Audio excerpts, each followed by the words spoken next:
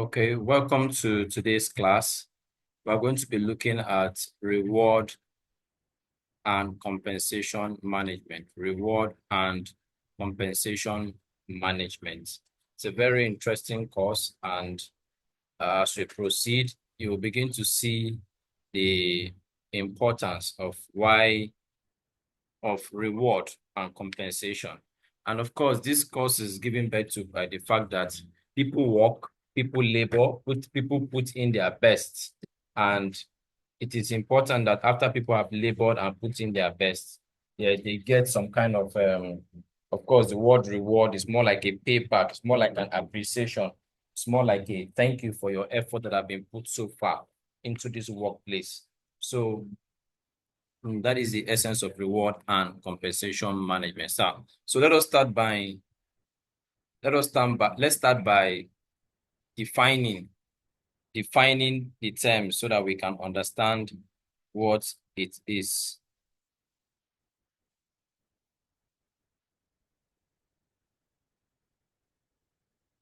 So reward system refers to procedures, rules, and standards, okay? Rules and standards associated with allocation of benefit and compensation towards employees. So you want to allocate benefits, you want to give compensation to employees, you want a form of thank you to employees to be able to say, okay, we recognize your work, we recognize your efforts, and as a result, we are giving you this as a way to say thank you for all that you have put in within the system.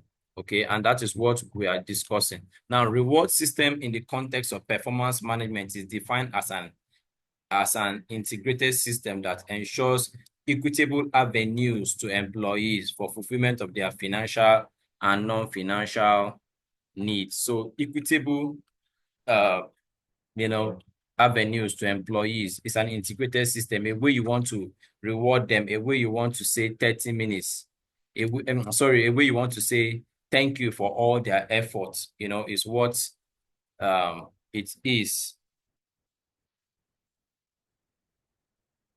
So an employee reward system consists of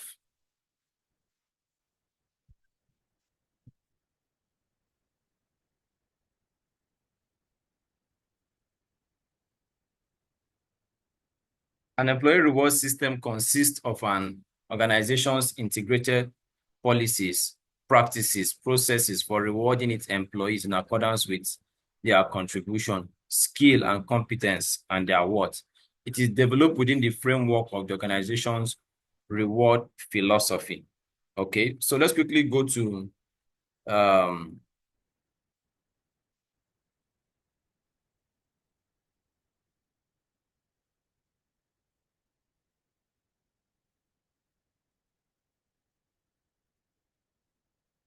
let us quickly look at what we call reward system.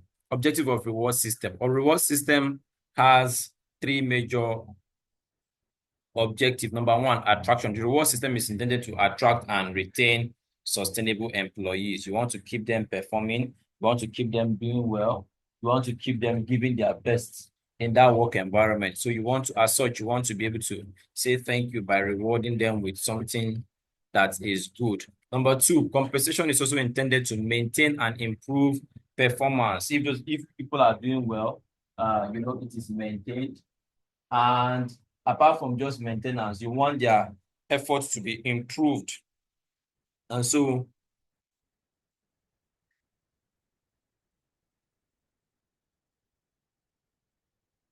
you use that system to say thank you for we want them to continue their performance, to continually improve what they do, to continually give their best. So because of that, it's a way to reward and keep improvement for great performance. So performance related pay is popular. Okay, in Canada, over 70% of companies pay in form of reward. So when you have a commission system, there's certain systems that are designed that will help you work more or put in more. So the more you put, the more you can earn. Number three objective is also for commitment.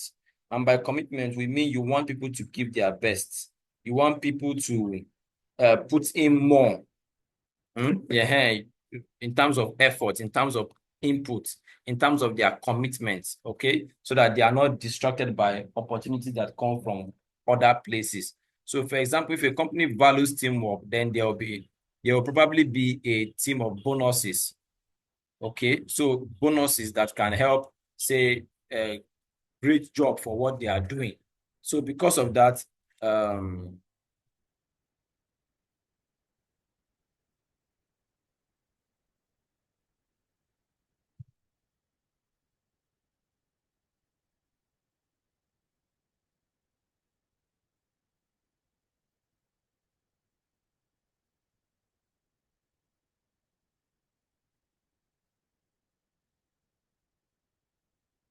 So, for example, if a company values teamwork, they will want to give some kind of bonuses, some kind of reward, some kind of, well done. Yes, well done tips for all of that. So that is that. Commitment, great is way is of is one of the objective of reward system.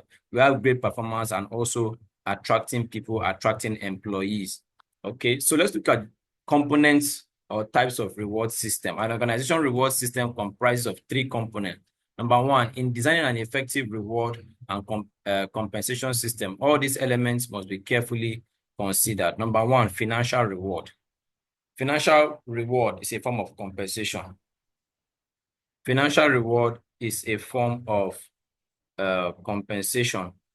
Okay. Financial compensation is directly monetary compensation encompassing the payment of cash to employees for work and all of that. So that's the first one.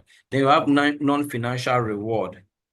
Non-financial compensation are directly monetary compensation and include those items for items of financial value the organization provides to employees that do not result directly in an employee receiving spent or cash. So the employee may not be receiving cash per se. Okay, they may not be receiving cash. So that's one thing about reward system. So you can have financial reward system. You could have non-financial reward system. So that's financial and non-financial reward system. Number three, you have reward policies. Reward policies.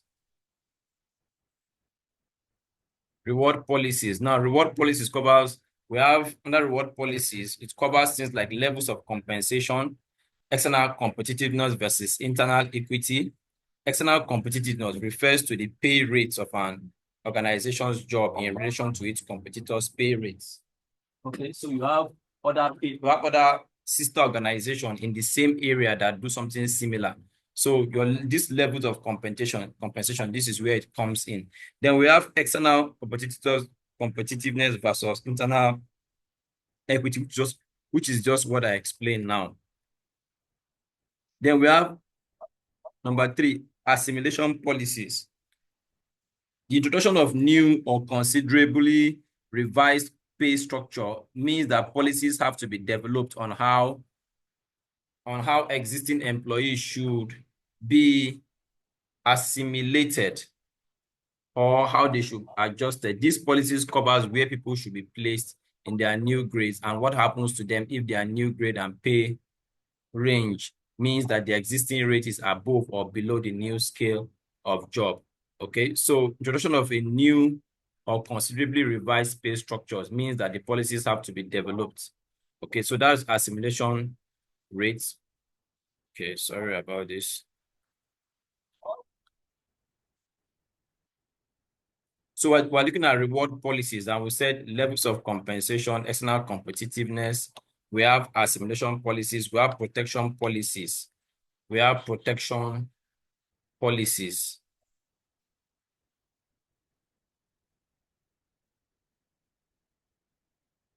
Now, protection, which has to do with safeguard, is the process of dealing with a situation when following the introduction of a new pay structure, the existing pay of some employees may be above minimum for their new grade. Okay. So in these circumstances, the general rule is that no one should suffer a reduction in their rates. Okay, we call this protection. You protect what somebody is already receiving. You protect their pay structure, even in the bid. Even though an employee may deserve more, but you protect what they already have. Then you have transparency. Transparency. There's no chance of building satisfactory psychological contract unless the organization spells out its rewards and policies. So there has to be openness, there has to be transparency. The organization has to open up its system. Transparency is achieved through involvement and communication. Then we have psychological satisfaction. Psychological satisfaction. Psychological satisfaction.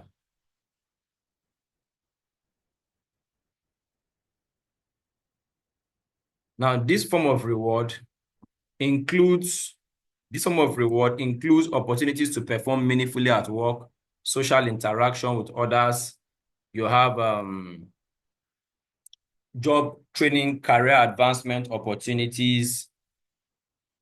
That recognition, employee recognition of what they are doing, employee brand, and all of those things is what we mean by what we call psychological satisfaction. The employee wants to get a feeling that I have done well, and therefore I am being rewarded or appreciated. We call that psychological satisfaction. Then we have pay structures, number 5. Okay, we have pay structures. Pay structures, companies often establish more than one pay structure, depending on the market rates and the company's job structure.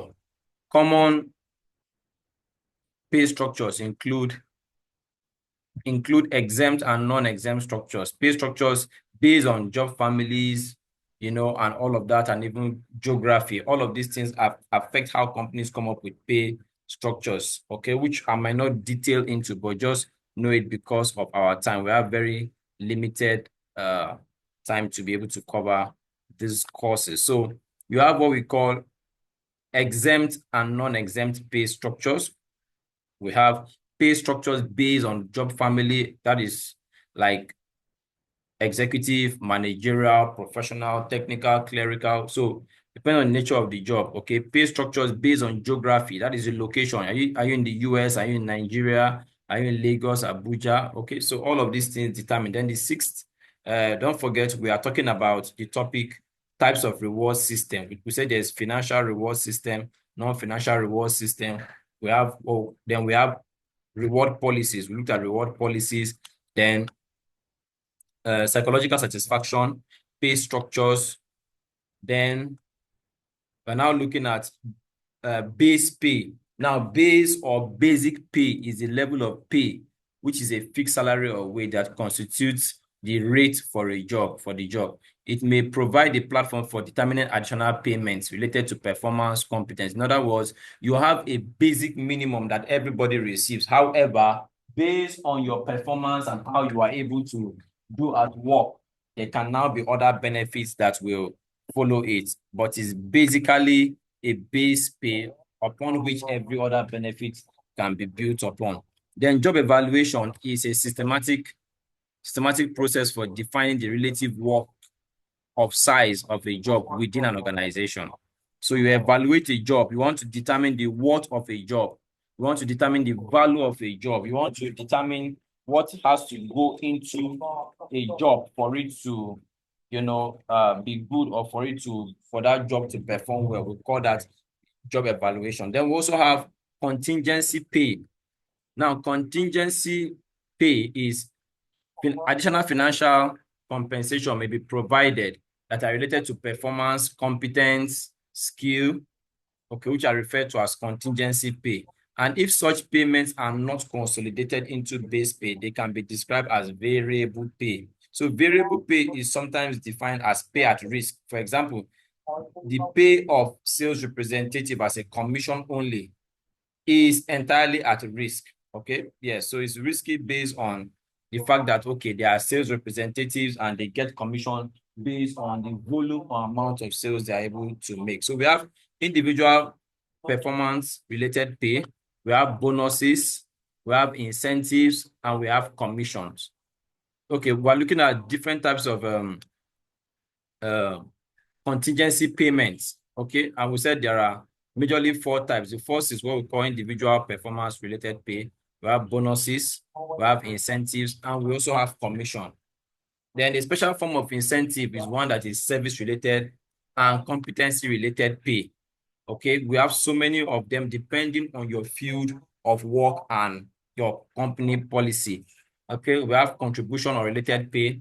We have skilled based pay, sometimes called knowledge based, which pays you based on your ability. Then we have career development pay, which compensate people for taking additional responsibilities in their career, on a really broad scale. Then we have allowances. What are allowances? Allowances are elements of payment in the form of a separate sum of money for such aspects of employment, such as overtime, such as shifts, such as call out and living in large cities. London, for example, you have allowances which are sometimes consolidated.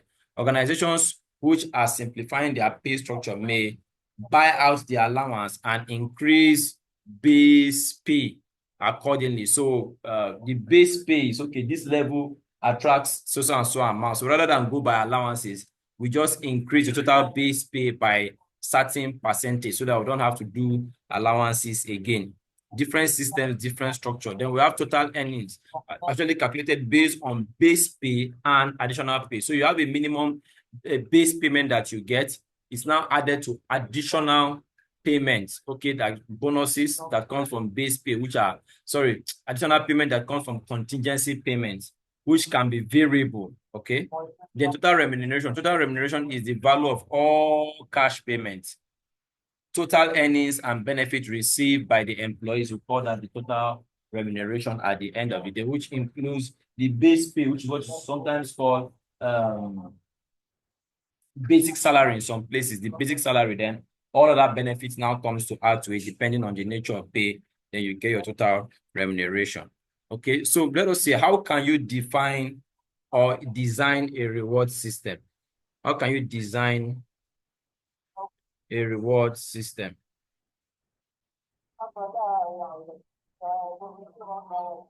Now, the organizations should be clear about what it would be like to reinforce through rewards, performance, efforts, process, credibility, and all of that. This needs to be clearly communicated, advanced to the employees concerned. Regardless of what the management says,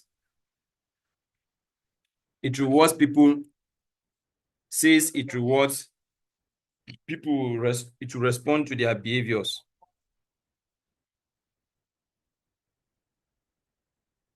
Okay, so regardless of what management says, it rewards people.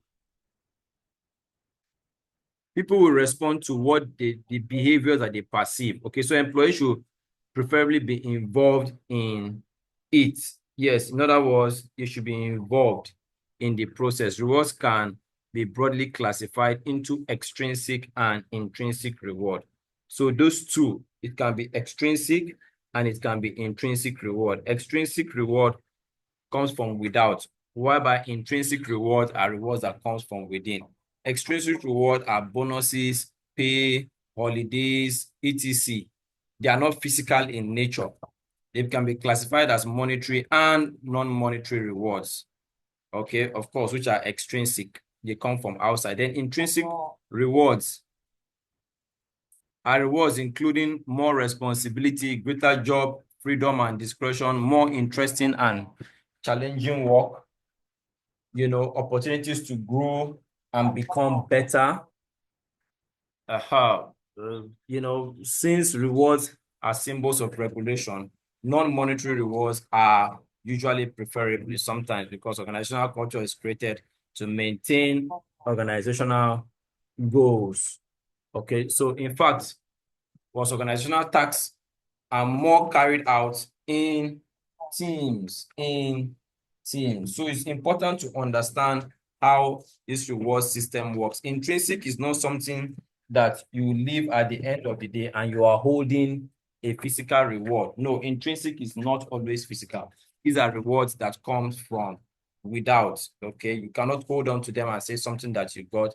There are usually opportunities to grow, promotion, diversity of activities, more responsibility, appreciation. All of those things are what we call intrinsic reward system. So let us proceed to having discussed intrinsic and extrinsic reward.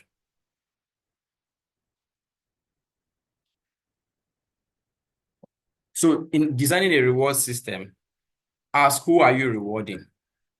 What are you going to reward them with? And what kind of reward? These are three important questions. So whom to reward is knowing, is it a manager? Is it a blue collar? Is it a white collar? What do you want to reward them with is the next question. Is it money? Is it performance? Is it what do you want to reward with? Is it promotions? These what to reward? Okay, what's to reward? Sorry, that is what do you want to reward? But what to reward is what are you going to be rewarding them for? Are you rewarding them for their results? Are you rewarding them for their performance? Are you rewarding them for integrity, for skills? Okay, so there are results-based rewards, performance-based rewards.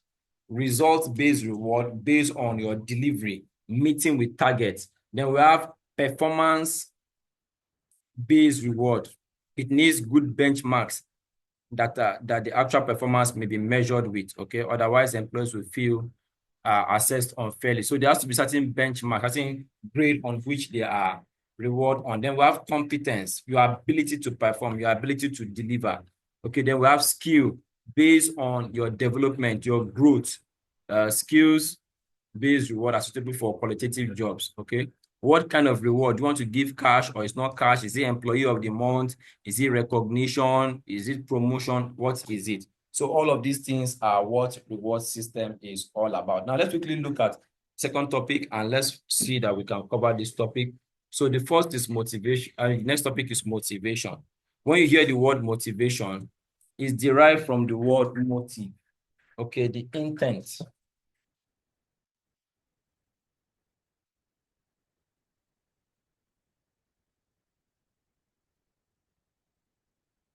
And we said it is the process of stimulating people into action, trying to move them to take action or to do something. Okay. In the work goal context, the psychological factors stimulating people's behavior can be desire for money, success, recognition, job satisfaction, teamwork, and all of that are reasons why people may need motivation. So the process of motivation consists of three needs. Number one, what is called felt need or the drive. Number two is stimulus, which needs to have to be aroused. You have to arouse the need, the stimulus, to move, to take action. Then when needs are satisfied, satisfaction or accomplishment, when needs are satisfied, satisfaction or the accomplishments of goals, therefore will no longer be a motivation. So motivation incentive to motivate employer. So an incentive is like an act of a promise that you will give for the person taking greater action.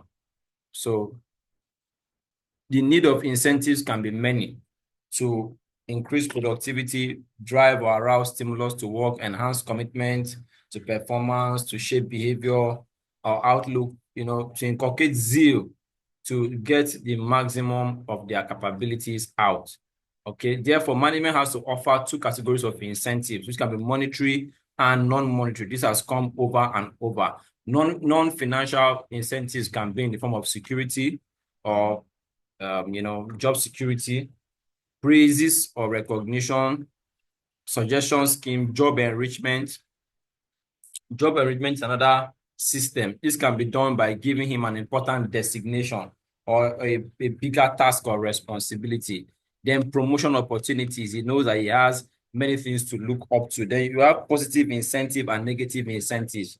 Negative incentives are those whose purpose is to correct the mistakes of of employees. So the purpose is to rectify mistakes in order to get effective results. So if you see somebody stealing, if you see someone doing penalty, you give penalties. Okay, they are negative in nature, whereby promotion, praise, recognition, these are what we call positive incentives. So motivation is important because it puts human resource into action. It causes people to work. It improves level of employee commitment. and efficiency. It leads to achievement of better organizational goals. Yes, you're able to effectively achieve your goals. Builds friendly relationship, yes, with among employees and their employer. Okay, it leads to a stability in workforce. You have a more stable workforce because everybody is working towards something. Now we have various motivation theories that have evolved over the years. We have classical theories of motivation, which are Abraham Maslow's hierarchy of needs, Hensberg two-factor theory, and theory X and Y. Theory X and Y. These are three notable, uh, you know, um, motivation theories that has evolved over the years. So the first, Maslow's hierarchy of needs. Abraham Maslow is well renowned for proposing this hierarchy in 1943. So he says that Maslow says that human needs are divided, have 5 major needs, and starting from the lowest to the top.